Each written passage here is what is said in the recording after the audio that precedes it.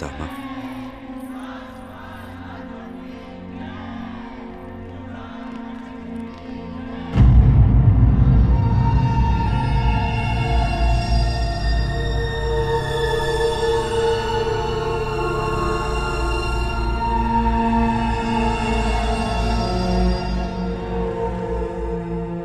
मैं गंगा पुत्र भीष्म नहीं चाहता कि राज सिंहासन को लेकर भाइयों में कोई विवाद हो, इसलिए मैं चाहता हूं कि महाराज आधा राज युधिष्ठिर को दे दें।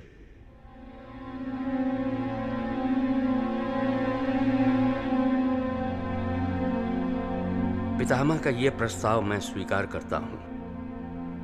हमें भी आधा राज्य स्वीकार है। नए राज्य की नई राजधानी भी होगी। मेरे विचार से खांडव प्रस्थ को पांडव अपनी राजधानी बना ले, क्योंकि खांडव प्रस्थ हस्तिनापुर का स्वर्ग है। स्वर्ग।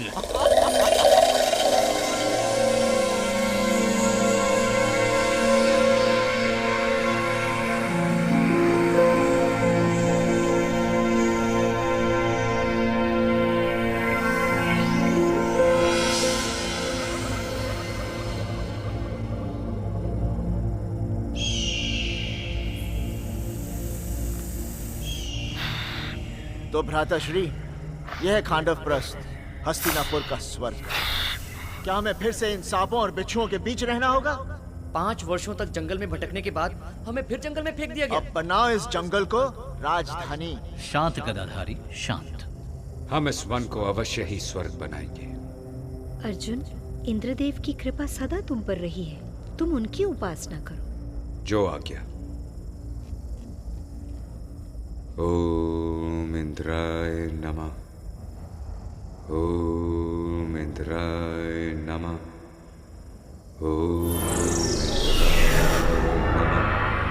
पुत्र अर्जुन, देवेंद्र, तुम्हारी आराधना मैंने स्वीकार की।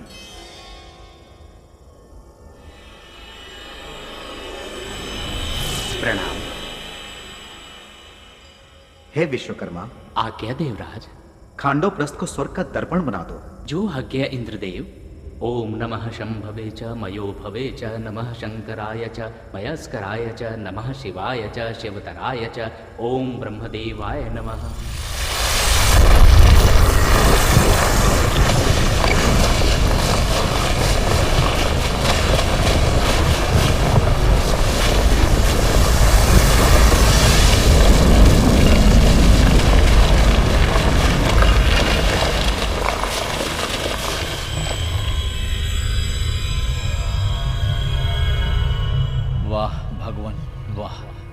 आपने तो काया ही पलट दी। अब हम इस नगरी को इंद्रप्रस्थ नाम देंगे। आयुष्मान भव।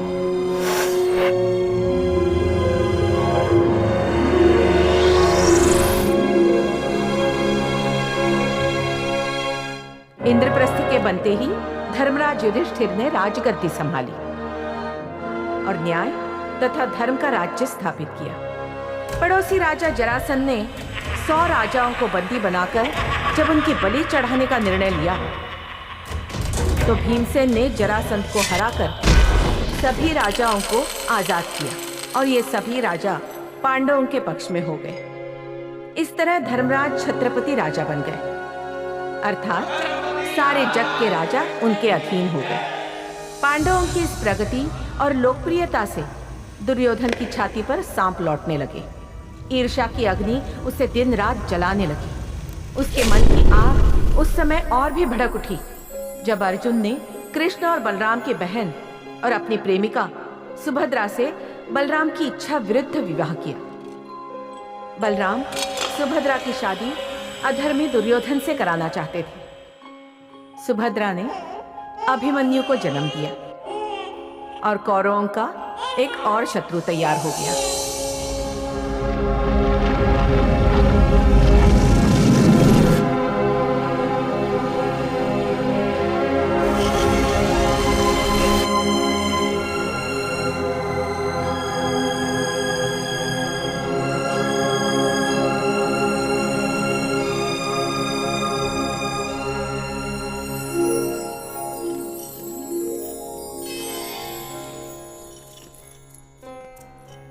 प्रिय, तुम ऐसे ही बहुत सुंदर हो, तुम्हें श्रृंगार की क्या आवश्यकता? यदि मैं श्रृंगार ना करूं तो इस मायावी महल की मायावी दासियां भी मुझसे सुंदर दिखाई देंगी। असंभव। दुर्योधन इस माया महल को देखने आ रहा है। मैं चाहती हूँ कि इस माया महल की हर माया को भूलकर वो केवल मुझे याद रखे। हे भगवान,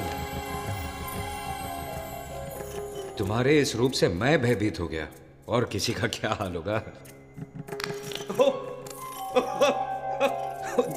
द्रौपदी, क्या कर रही हो? अब तुम जाओ। आज महाशय दुर्योधन का ऐसा महान स्वागत करूंगी कि लोग युगों युगों तक याद रखेंगे।